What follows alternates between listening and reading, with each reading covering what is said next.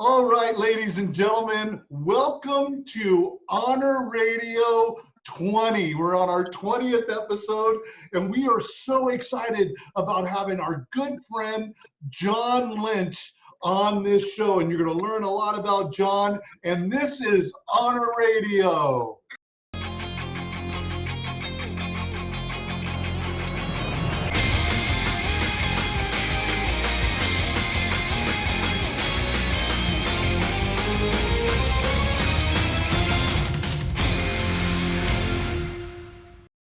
John, I want to tell you, buddy, from the beginning, when I first met you, and I wrote about it in my book, which will be coming out next month, but I got to tell you, my friend, you have been a blessing to our nonprofit, a blessing to the Honor Bowl, and it is an honor to have you on our show, my friend.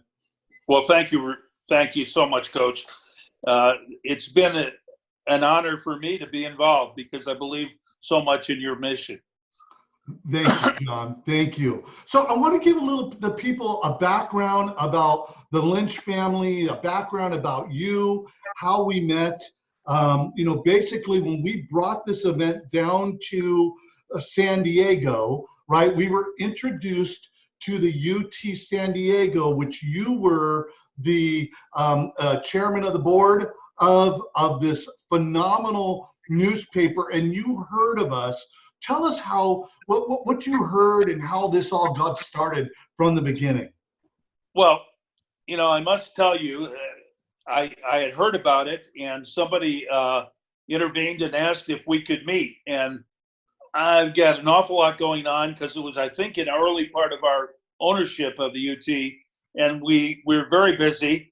But I have always been a great supporter of high school athletics and believe in its mission and what it does in terms of rounding out kids.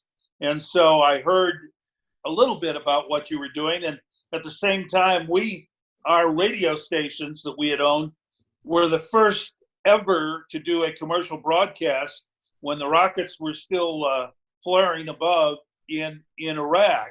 And so I actually went to that mission. So the confluence of high school athletics and you're honoring people who had given the ultimate sacrifice just seemed to make magic for San Diego. And so I was intrigued. And then when we met, I looked at how can we get involved? And we, as you know, ended up supporting as a presenting sponsor in the first year down there in our first involvement. 2013. And we've been involved ever since. Yeah, 2013. I'll never forget. 3-5. Get up! 3-5. Get up! You got one. The record's 3. We could probably beat it on this show. All right. Okay? I got to tell you, bud, the first time I met you, I've got a whole chapter dedicated in the book to this, but I'll never forget walking into your office and having an opportunity to meet you and immediately being comfortable in this, glorious office at the UT San Diego up on top, and just feeling like I was with a man that really understood our cause, understood not only, like you said, high school athletics, but understood the mission of what we were trying to do and raise money for our military veterans and the ones that were coming back with no legs and all that type of stuff. It just seemed like right from the get-go you got it, John, and it was an honor, my friend, and it's been an honor ever since. Yeah, well, I just think that this is something special, and as the world particularly transitions from regular television to digital, I believe the content that you provide, as you and I have discussed many times, is absolutely perfect for a nationwide effort and rollout of the Honor Bowl. And I don't want to get ahead, but I believe that since the beginning, that this is something that everyone across America should experience. And I believe if you talk to the kids who participated in the Honor Bowl, honestly, the exposure they get during the week, the hearing from the gunny sergeants and the Marines, and hearing and seeing firsthand some of those Gold Star families I believe it leaves an everlasting, indelible mark upon these kids that really helps them in the rest of their lives. And so I really love your mission, and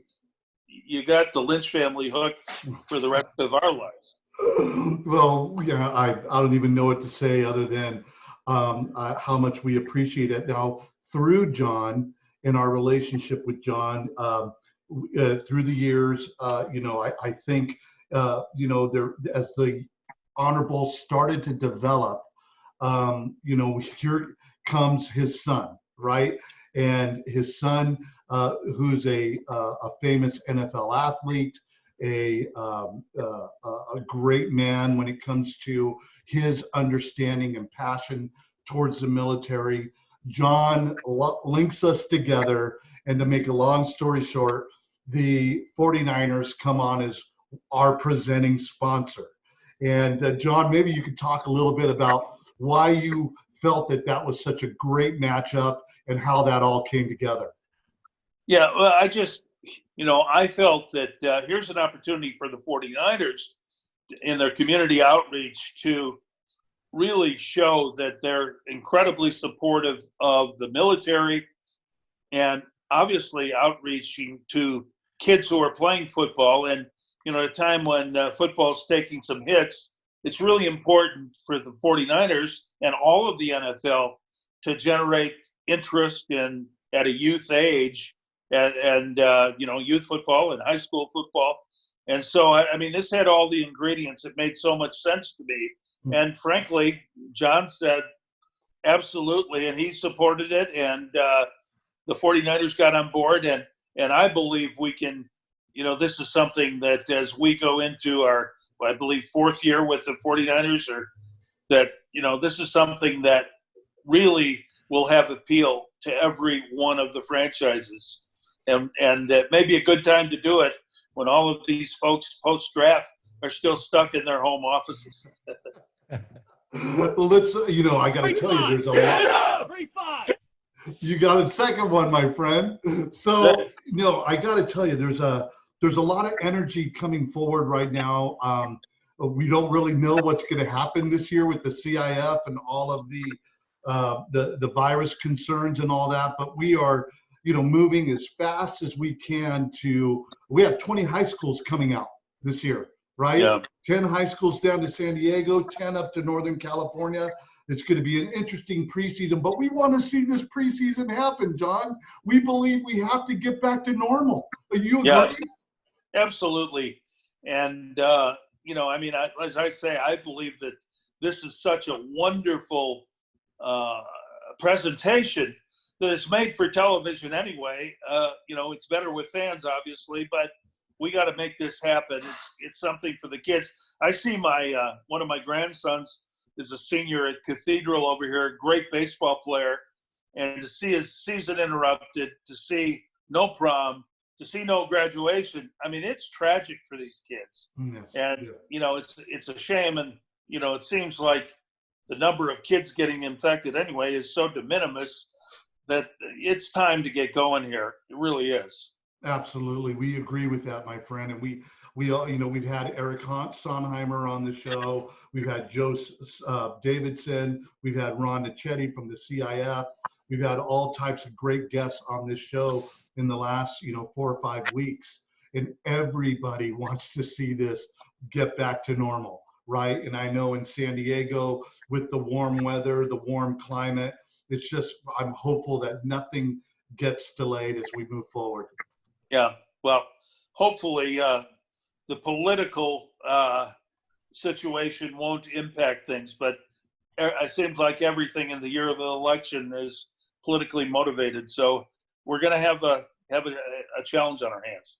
Absolutely, John. So, hey, man, I would be remiss if I didn't go into the draft. The draft starts tonight. We're doing this on a special occasion for that. I wanted people, I talk so much about the Lynch family on my social media that I wanted people to have a chance to meet John Lynch Sr., who's, like I said, has become a great friend, an ambassador for our nonprofit. He's just been amazing out there in San Diego. Buddy, they've got 2 first-round picks coming up, right? Right. I mean, what do you think is going to happen now? I know it's speculation. You're not in the war room with your son, but Well, what do you think? the important thing is the war room is my bedroom. The guest house of John and Linda's is where they've set up the war room, and that's for the Lynch grandparents and Linda's dad. We stay up there. So I told John, they have the electronics galore befitting the Silicon Valley that you all live in up there. And I told him to leave all the equipment, and I'll utilize it when I come up. And I also offered to field any trade offers today, but no acceptance of my willingness. And my sense is, first of all, John doesn't tell me anything, and he's really close to the vest. And but my sense is that you may see a lot of movement tonight. I think they do want to expand their offerings. There are 4 or 5, 6 players that if they're available at 13, they're going to take them. Mm-hmm. If not, I wouldn't see them move back a little bit. They'd like to get a second or third. I know that he has told me that the depth of the draft, particularly at receiver, particularly at a couple other positions, maybe offensive line, is pretty deep.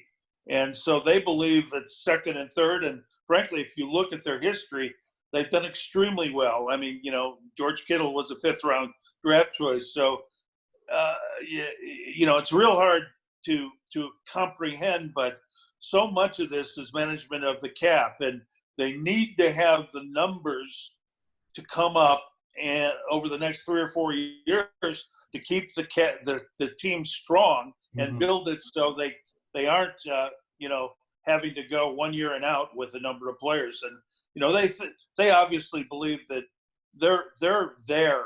If nobody else comes this year, they're ready to go back to Super Bowl. And I think with the experience they got last year, I think that they really will be a better team. But if you add a wide receiver like one of these 3 great ones, or they move back and you may end up with a wide receiver that is a outstanding receiver from one of the other teams in a trade. You just never know. Yeah, it's going to be an interesting evening, an interesting weekend as we follow this, right? But I know that they had a magical year last year. It was so fun to be a part of it and to see the energy when we would go out to the 49er headquarters and meet with the staff there in the executive meetings. It was just a great time to be in that in the headquarters, right? And to see your son walking and always smiling, and you can just feel the energy, right? It was just a great time for the 49ers, and I see it coming back. They got so much youth, so much energy, so much passion. They didn't lose anybody. It's going to be a lot of fun.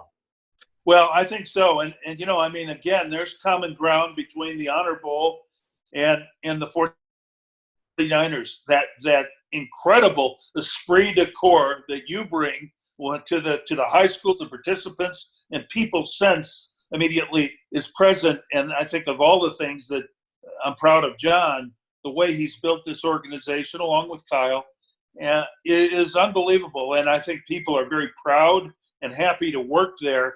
And people look forward to the mission at hand. And I really think they built something extremely special. And they're going to take it. You'll see Super Bowl championships coming down the road here. No doubt about it. I mean, get up! Get up! All right. You got another one, buddy. John came in at a hard time. He came in at a difficult time where there was, some instability when it came to the front office. He had to basically come in and rebuild. He brought in Shanahan. He brought in a whole new staff. And it was a lot of people were wondering. But, man, it took him 3 years. 3 years is exactly what he said. Exactly what he said. Give me 3 years. And I remember you and I talking about it. And I remember the excitement. You said, my son is going to turn this around. And, John, he did. He did. Well, again, as a dad, it's not my position to laud my son. But if you look at the history of John in sports, Stanford was, horrific, and they had changed coaches when he came in. They were 3-8 his freshman year. When he left his senior year, Stanford, I believe, was the strongest team in the nation under Bill Walsh. Their bowl game was against Penn State. I'll never forget Bill Walsh looking at me and telling me, one, that John was one of the finest players he had ever coached, and secondarily, that he wanted to kick that old man's ass, talking about Joe Paterno. And then he went to the Bucks, and of course, they were known as the Yucks then. And after a couple of years, Sapp and Brooks joined John, and they became, I believe, there for several years, one of the strongest defensive in history, won the Super Bowl in San Diego, went to Denver for playoff performances and appearances. And, so he's had that success everywhere he went. And when he was even a broadcaster, he went from the 6th team up to the 2nd team, and we're pushing Joe and Troy. And he just, sets his sights high, and more than anything else brings people together. No doubt about it. He's a great man, and it's awesome to have the 49ers be our presenting sponsor. Hey, maybe you could tell the listening audience that's hearing this for the first time about his relationship with John Elway. Well, John had 2 posters up in his bedroom as a little boy, and one was Johnny Miller, and the other was John Elway. And he wanted to be John Elway all his life. And in high school, John was a quarterback. And after his junior year, they brought in Coach Jack Newmeyer, who was John Elway's high school coach, to break Elway's high school record of passing. And they installed the run and shoot. And in the very first game, in the first quarter, he threw 3 touchdown passes of 300 yards. And the first play of the second quarter, he broke his ankle. And so he came back on one leg at the end of the year and took him into the playoffs and all of that. But so he admired John unbelievably. And then, of course, John much later, but they both went to Stanford. So very first game, the Bucks are playing a preseason game at Denver. And, of course, he doesn't even think that John Elway knows who he is. And as Elway's running around and John is down stretching, he starts yelling out, "Delts, Delts, Delts," which was their fraternity at Stanford. Oh. And then during the game, Elway is calling his audibles, and he starts calling Johnny Lynch 17, Johnny Lynch 7. And everybody in the place is, "Does Elway know you?" And it helped pave the way for John. And they've been best buds ever since. They golf, and Elway, is a high achiever. And he kept telling John, "You got too much talent to be sitting behind a microphone. You've got big time talent." And he said, "I'd hire you in a minute, but you want only one job, and that's mine." And he said, "So why don't you come in the off season and help us evaluate players?" So that's what he did the 2 years before the 49ers. And when Kyle was being interviewed, and John thought Kyle was the best coach that could ever, much like his father, but even better. And they really decided, and he put the word out that he'd like to take a shot at the general manager job because, really the motivation from John Elway. And so they belong to a couple country clubs together, and they play golf. And my John is not a big bettor, and he gets in these games, and he says, "Just tell me whether I won or lost."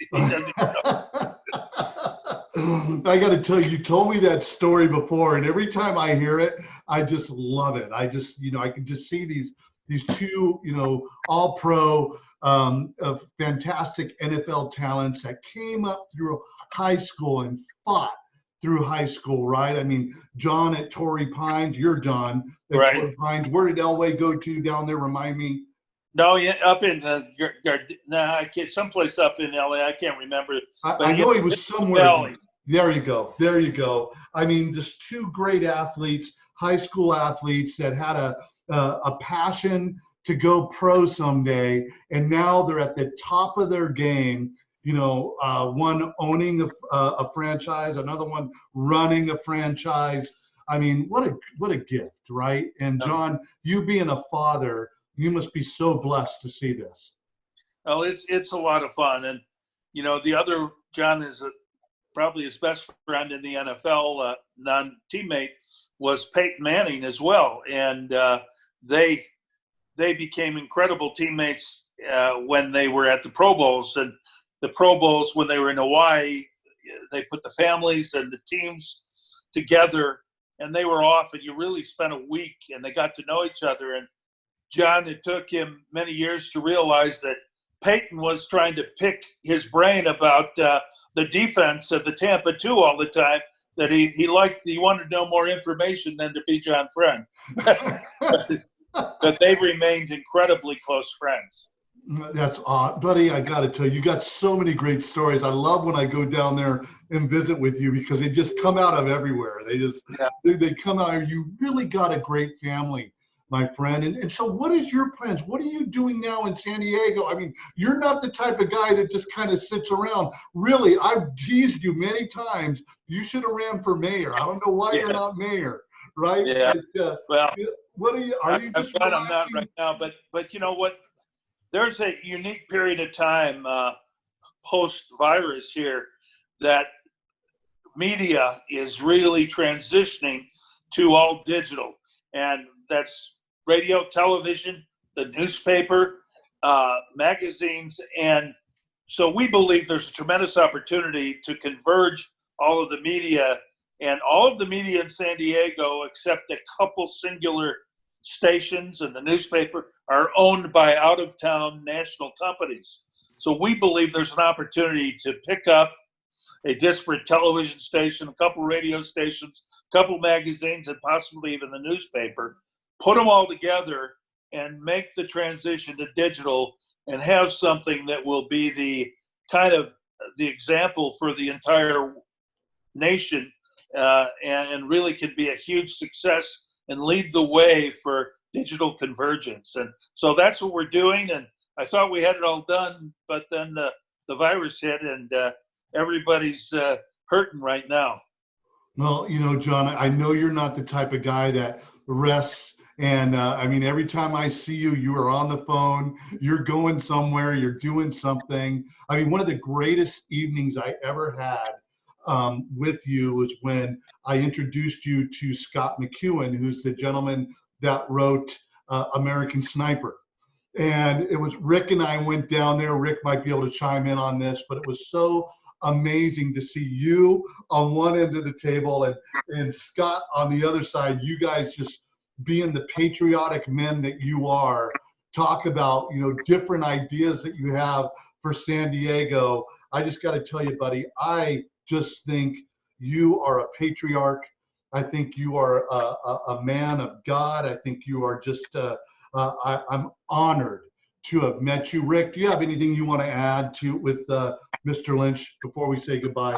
Yeah, John, you know, it's been an honor. And I think back on that first year, 2013, with the UT TV, with that pregame show that was done, that multi-page insert that was done. I mean, we were so blessed to have the support of the UT San Diego and John Lynch, you know, especially. It's something that catapulted us to being much more well-known.